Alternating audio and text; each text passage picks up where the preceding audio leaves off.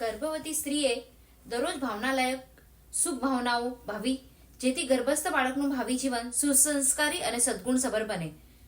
હે જીવ, તું ભામાસા જેવો મહાન દાનેશ્વરી બનજે. હે જીવ, તું સુદર્શન જેવો મહાન સિલવંત બનજે. હે જીવ, તું જગડુસા જેવો મહાન ઉદારદાતા બનજે.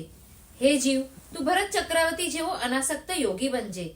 હે જીવ, તું અભય કુમાર જેવો મહાન બુદ્ધિશાળી બનજે. હે જીવ, તું ગૌતમ સ્વામી જેવો વિનયવંત બનજે. હે જીવ, તું ધન્ના અને સાલીભદ્ર જેવો મહાન અને રુદ્ધિવંત બનજે. હે જીવ, તું વિનય વિવેકી તથા સદાચારી બનજે. હે જીવ, તું વૈવાહિક તથા ધાર્મિક જ્ઞાન સંપાદન કરી ધર્મનું તથા સમાજના મહાન નેતા બનજે. તથા ચતુર્વિધ સંઘની ચારે તીર્થની સેવા કરી તપ ત્યાગને જીવનમાં ઉતારજે. હે જીવ, તું અહિંસા, સંયમ અને તપને પ્રાપ્ત કરી જીવનને સાર્થક કરજે.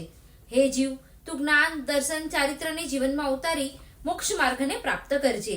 હે જીવ, તું શ્રાવકના 12 વ્રત અંગીકાર કરી તેનું સમ્યક રીતે પાલન કરનારો બનજે. હે જીવ, તું લક્ષ્મણ જેવો ભાતૃપ્રેમી બનીને બહેનોનો સાચો ભાઈ બનજે. હે જીવ, તું કર્ણ જેવો દાનેશ્વરી અને પાંડવ જેવો બળવાન બનજે. હે જીવ, તું વડીલોનો વિનય કરીને નમ્રતાનો ગુણ ધારણ કરજે. હે જીવ, તું કૃષ્ણ જેવો સુપ્રિય બનીને જગમાં હિત કરનારો બનજે. હે જીવ, તું ધ્રુવ જેવો અડગ, નીતિમાન, ન્યાયપ્રિય અને પ્રામાણિક બનજે. હે જીવ, તું સુદર્શન જેવી નિર્મળ દ્રષ્ટિ રાખવાવાળો થજે. હે જીવ, તું એવો સરસ ગુણવાન બનીને જીવ જે જેથી માતાની કુખ દીપી ઉઠે. દરરોજ સવારે અથવા સાંજે અથવા દિવસમાં સમય મળે ત્યારે બાળક સાથે